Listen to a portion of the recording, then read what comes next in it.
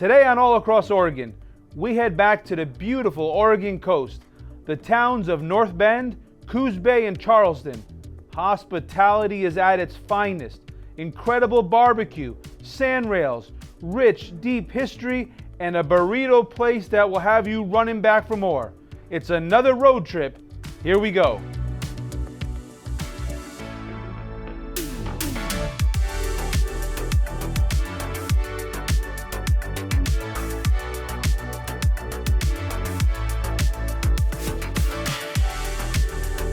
This episode of All Across Oregon is made possible in part by John Warcoy, CPA, premier tax professional and profit builder in Southern Oregon and Northern California. Travel Southern Oregon. Travel Southern Oregon supports a diverse, thriving, and sustainable visitor economy to create a better life for all of our region's residents. More destination info at southernoregon.org. Visit Southern Oregon. Do something great. Coos Bay, North Bend, Charleston. We are Oregon's Adventure Coast. Travel Southern Oregon Coast, inviting you to explore Oregon's South Coast. North Bend, Coos Bay is the center of trade and commerce for the entire southwestern Oregon coastal region. Coos Bay is the largest of the communities that comprise Oregon's Bay Area and was originally founded in 1853, though not its original name. In 1944, the residents voted to change the name to Coos Bay. Coos Bay, Oregon's largest bay, has represented a commercial passage to the sea from pioneer days to the present. This history-rich town is home to lots of great mom-and-pop businesses like the ones you'll meet today. And who would have thought, in Coos Bay, I would have met a paisan. Yep, another Vinny. Here he is.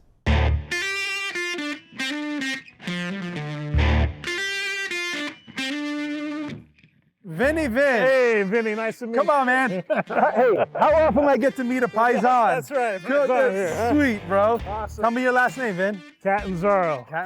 DiCostanzo. Oh, Nice to meet and you, strong. man. Good. Look at this. Yeah, Look this at is our pulled this. pork right here. Shoulder butts. We smoke these for about 8 hours. What kind of wood we using in that? We use alder and cherry. Perfect. Alder's awesome. Cherry gets a nice sweet finish. Oh man, if you guys can smell this through the camera. Oh, the sweet smoke. And look at the meat. What do we got, 350? 400? Actually, I usually run it around 215. 215. 8 hours or 215. And this is the one we're using for The Godfather. For the Godfather. Yes. The signature. Signature. The one that if you finish it, you're gonna have a bellyache, I guarantee you. Yeah, we love it. We do brisket on this thing, tri-tip, roast beef, turkey, quite a bit. Well, I'll tell you what, this Godfather, so I heard about it before I got here. You told me about it, and now I see the ingredients. Sure. Who wants a Godfather? Yes, please. Heck yeah, we'll do it. All right, let's go have a Godfather.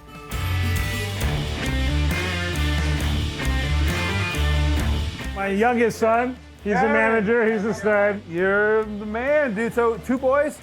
Yeah, I have two. I actually have 3, but the other one doesn't work here. I know. Not yet. My kids grew up in my kids grew up in the restaurant business. My boys, they're out on their own now. Ah, So you know, but my daughter still works for me. okay. Still Yeah, with good. me.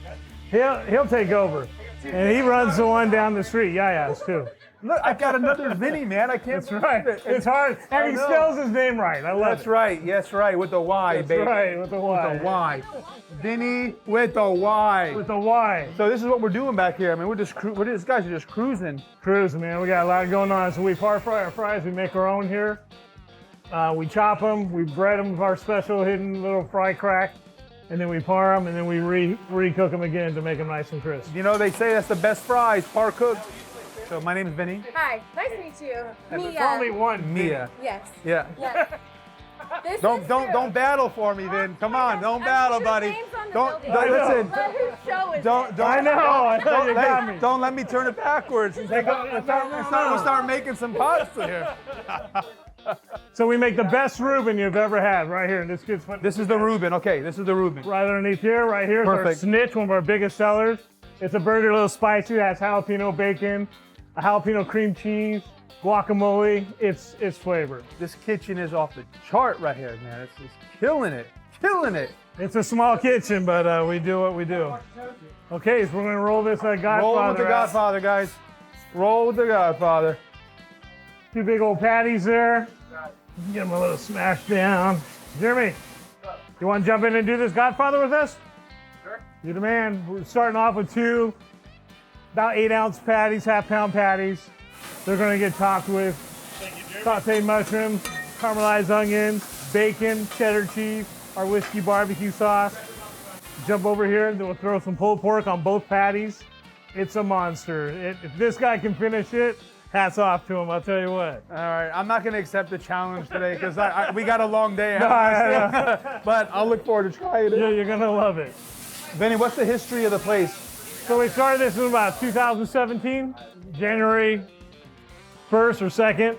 I was a meat manager for Safeway for like 21 years and got tired of that corporate nonsense. So I always wanted my own burger shop. Dealt with meats. We did a little bit of festivals where we did pulled pork stands. And it was a lot of fun. Eventually, this came about and we took over, and it is what it is today. It's big, it's huge. They only did like 5 burgers a day when we took over this business. And I said, now we're gonna switch that. And sure enough, it's hundreds. And that's when you switched the name and everything. Yeah, we switched the name. Yeah, it was a bagel shop. Not anymore. Yeah, here it comes right here. Oh my gosh. I want some fries down for him. Oh my goodness. That's it right there. Stop. That's the beast. Stop. Now we'll get the fries on there to hold it up. There you have it. Godfather. The Godfather, yeah. That deserves everybody to clap. Clap for it. Come on. Okay. Yeah. The Godfather. It was like this big. I can't eat that thing by hand. You smash it down and you pick it up like the wild man. Get out of here. There it is. Get outside. No one's allowed to eat in the kitchen except for me. That's right. Morning, guys. Man. Tell you what, we do it right there. What's that? What? Gotta try the smoked mac and cheese. Smoked mac and cheese. It's the best you'll ever have. Oh, man. Vin, how long's this been in here? This has been in for about 50 minutes. Oh, smoked mac and cheese. Smoked mac and cheese. That's got about 20 pounds of cheese with our batch that we make, at least. Mozzarella, yeah, lots of cheese. This is it, huh? This is it. So you do pasta. Oh, yeah, hey, there you go. Which cheese are you using here? I got mozzarella, I use a pepper jack, but it also has some other cheeses in there too. Don't tell me, but yeah, so multiple cheeses. Multiple cheeses, there's 5 cheeses in there. Multiple cheeses at 20 minutes, 15, 20 minutes. That thing's been, when you open that oven. You just came at you, didn't it? Smack you. Smack. Yeah. Oh, he's putting pulled pork on it now too? Oh, this is loaded, buddy. We don't mess around. Wait, this is how you sell it? We do it both ways. We do it just plain or we do loaded. Loaded is the way to roll. Oh, look at this. Look at this. That's beautiful.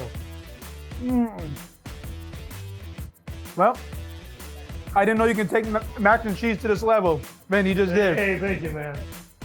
A lot of work. Oh, that pulled pork and these cheeses. Nothing processed. Everything, we do it.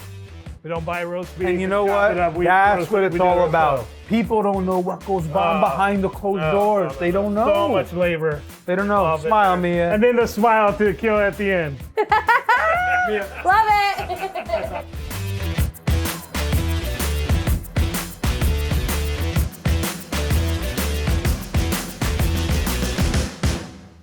Now here's something exhilarating, a crazy, fun thing to do while you're in the Coos Bay area. Sand rails. Have you done this before? No? Me neither. Meet the man behind the scenes, Todd George of Boxcar Hill Campground, and see what they've built right here on the dunes. Meet Richard Emery, professional sand railer. He said, jump in, let's go. And we did. Hold on.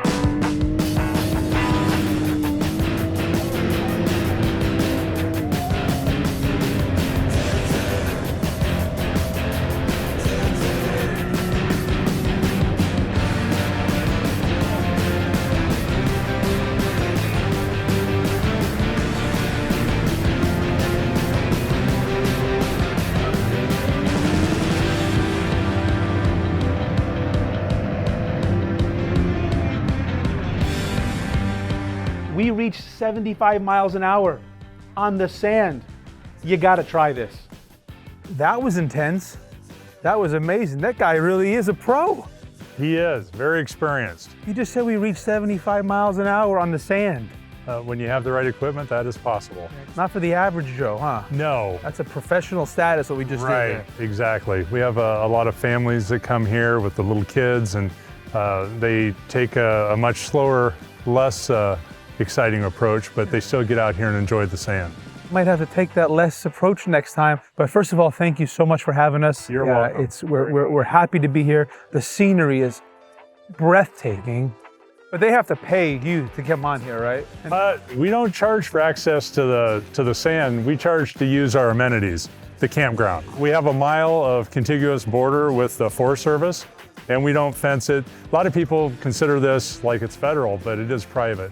So we've always just kept it open to the public. But the campground is designed to have the amenities for people to be able to camp and be able to ride right into the dunes. And this is where everybody parks when you hold that. What is that big event you do every year? It's the UTV takeover. That'll be the third week of next month in June.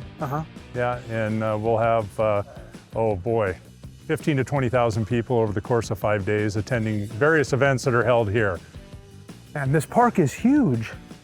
It is. Well, the ODNRA, the Oregon Dunes Natural Recreation Area, encompasses, several thousand acres. All the way from Florence down to our property essentially is the end of it here on the north side of Coos Bay. It's quite a resource that we want to take care of and for future generations. Well, you're doing a great job, because I'll tell you what, when I pulled up, you guys were so friendly and everybody was just kind of doing their thing, but you know what? Nice. And that is gorgeous right there. I mean, is that man-made? No, those are naturally occurring, low level lakes that seasonally they refill. And we have Horsefall Lake you can see out in the distance. That's a rather large lake. But you can kayak out there, there's fishing. There's a lot of trails here. We have the motorized area of the ODNRA, but then on the other side of Horsefall is the non-motorized area. So there's a lot here for everybody, not just if you're a motor enthusiast, you can come out and you can ride horses out here. There's trails for bike riding, all in an area that's contiguous to this area, but separate. So you have multiple recreational activities. It's not just about riding on the dunes. When did you and your family start this? My father acquired the property in 1990 from Georgia Pacific Company. Okay. It was part of their timber reserves, and somebody at the corporate level decided that this doesn't grow timber very well. And then it was a number of years before we decided to build a campground here. And I could see really there wasn't enough amenities right on the sand to cater to those people that wanted to access the sand. So that's when we decided about 2006 to start planning on building a campground. And here this last year we added another 76 sites here you can see on the upper level. And as you can see, the views are spectacular. You can see the McCullough Bridge and all of Coos Bay. So I never get tired of coming up here and seeing this view. Go see these guys. They have plenty of campsites, great people, great fun. Now it's time for a quick history lesson. When I said this place is rich in history, I wasn't joking. I want you to meet these two volunteers at the Coos County Museum. This is Heather Christenberry and Steve Grief. These two were so knowledgeable and so kind and so hospitable, and where the museum sits, it's absolutely beautiful. It's breathtaking there on the water, and there's shops and there's restaurants. Come take a look.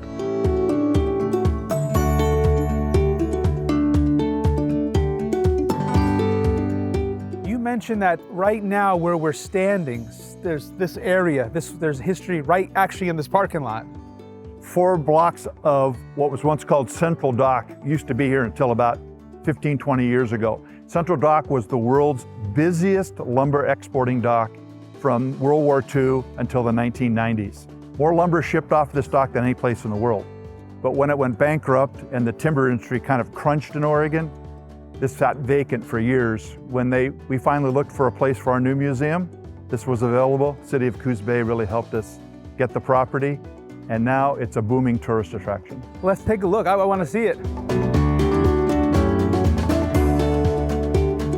One of the first things that we like to show visitors, about 50% of our visitors are actually from out of state. Highway 101 is a nationally recognized transportation route, and our museum is specifically on Highway 1 to capture those visitors. But we put a map in the floor here to let them know kind of what we are, and what should be outstanding to see right off the bat is the amount of water that comes through our county.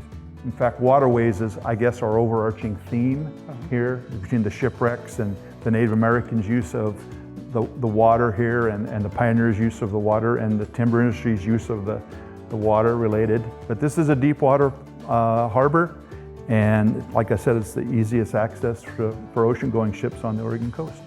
Ah, so that's why it is what it is, because of the deep waters here. That's right. You'll see a lot of wood in this building. I mentioned that this was a lumber exporting dock, so we had our architect honor that by putting a lot of wood in obvious places, because wood, from the days of the Native Americans and their use of the natural environment here to today, wood is just an incredibly important part of who we are. But the walls inside the gallery, this is something that was done with the tribes.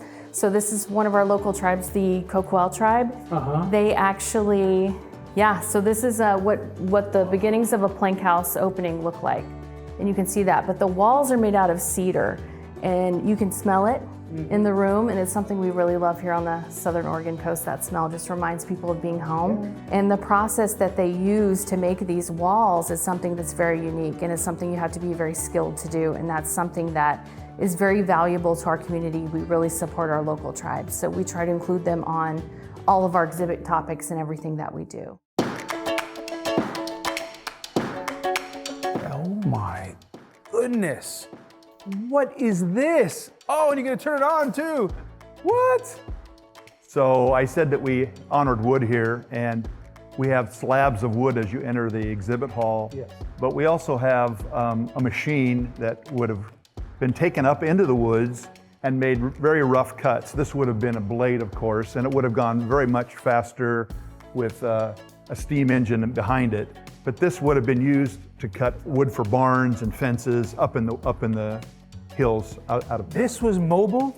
Well, it comes apart in half. Well, right. And we were able to get it through this large door in the museum. But it's a great exhibit because it really shows how innovative people were in terms of getting the wood out.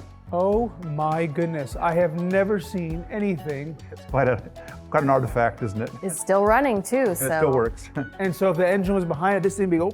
Yeah, we had to slow it down for obvious reasons.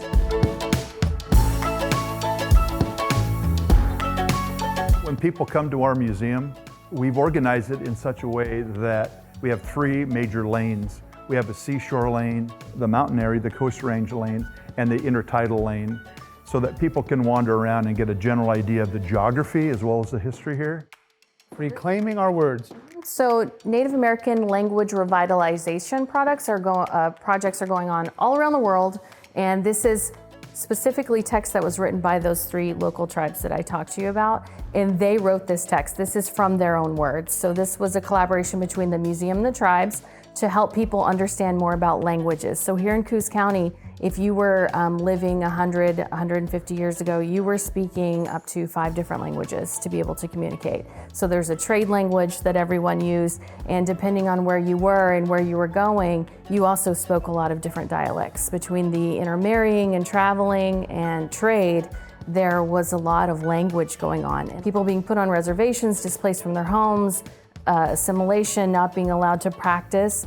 A lot of those languages basically had to go to sleep for a long time, and all of the speakers, the elders who spoke those languages and weren't allowed to pass them down, a lot of them were beginning to die.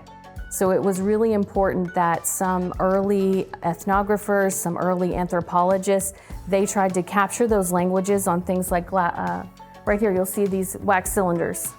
So that's how the language was first recorded, and then those were saved. And it's only in the past 20 years or so that a lot of tribes have been able to get that information, which was stored in universities and other places and different archives, and to hear those words again and to bring them back.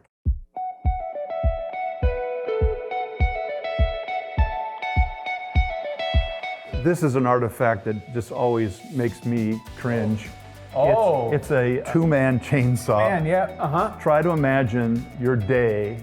You're climbing out into the woods in the pucker brush, and you're gonna cut a tree down and then buck it. And this guy on this end has his own handles, and there's a guy on that end too. I don't think I'd even want to be on that. I wouldn't want to be. I was just thinking, that guy drew the short straw. Yeah, right. That's probably the rookie. And look at the length of that thing, and think about carrying that around as your daily activity. They were stronger back then. Oh, they were just stronger back then. Look at the size of the blades here in the mills. Oh, come on. The two-man saws, the hand-cut saws. We have a lot of respect for the blue-collar ethic. And then we talked about shipbuilding over here. The Western Shore, this sign above us here, the fastest clipper ship in the world was once built in Coos Bay. It was a ship that was built. Where is it? I'm looking. This sign. Oh, this sign right here. This was the actual signboard off of this ship. Off of that ship? Yeah, it was built. It was built at the Cruise and Bank shipyard in North Bend, and it sailed to London and had a record speed from Portland to London. But over 200 other ships were built in this area too. This is the way to get all the resources exported. There were no roads here until the 1920s. We're just approaching a century of having any roads at all. We didn't have a railroad till 1915, so everything was by water. So that map we talked about at the beginning, that water was everything. That's how you got things in and out, and you had to build the ships. But we had all the lumber and the right kinds of lumber to build the decks and the captain's quarters and everything you need. It was all right here. That beautiful cedar you saw in the entrance hall, the myrtle wood, they were all incorporated into these beautiful, beautiful ships. That's impressive. Wow, look at these guys. Look at these guys. I wonder what their lifespan was back then, having to work shorter. Working like this. Yeah.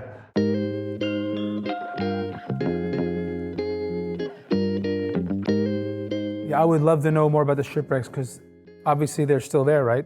There are hundreds of them. There's one exposed today at Horsefall Beach that shipwrecked in the 1920s, a century ago. And there's different ones all the time, just depending on... Right, depending on the weather. Yeah. We have some pretty rough, wet winters here. We don't have hurricanes and tornadoes, but we have gale force storms, and we have a lot on exhibit about the different shipwrecks. In fact, we have maybe the most famous shipwreck was the New Carissa, which shipwrecked in 1999. Most recently, a gigantic tanker that was spilling oil, and the government did its best to try to resolve that situation. This bike was something that came off the New Carissa. And over here, this machine was a navigational machine, a binnacle that was used on the New Carissa, and it's an artifact that was saved. So we have some artifacts from some of the shipwrecks around here, and people can actually still run into them if you walk along the beaches.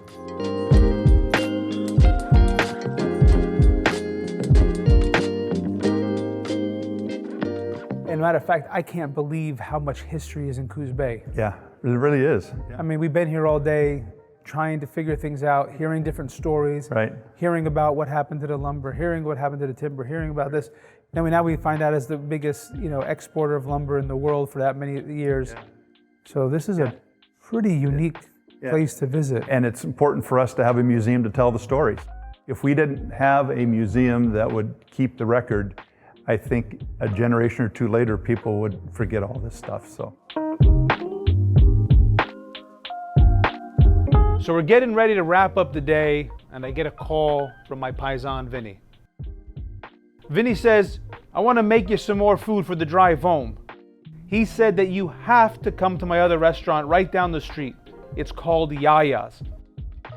So we were like, sure, okay, but just a little something. Look at this place. The size of the burritos, they were huge. Vinny was like, put this on there, put that on there. You gotta have this, Vin. You gotta do this. I have been thinking about that last meal at Yaya's since we left. I can't wait to go back. I mean, the burritos were like this big. What a day. This was so much fun, and we've just scratched the surface here in the North Bend, Coos Bay, Charleston area.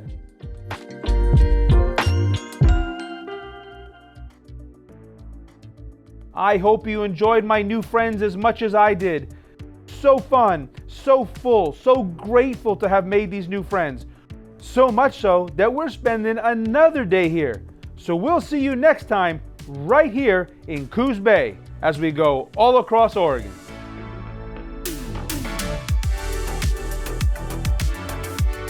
This episode of All Across Oregon is made possible in part by John Warcoy, CPA, premier tax professional and profit builder in Southern Oregon and Northern California. Travel Southern Oregon. Travel Southern Oregon supports a diverse, thriving, and sustainable visitor economy to create a better life for all of our region's residents. More destination info at southernoregon.org. Visit Southern Oregon. Do something great. Coos Bay, North Bend, Charleston.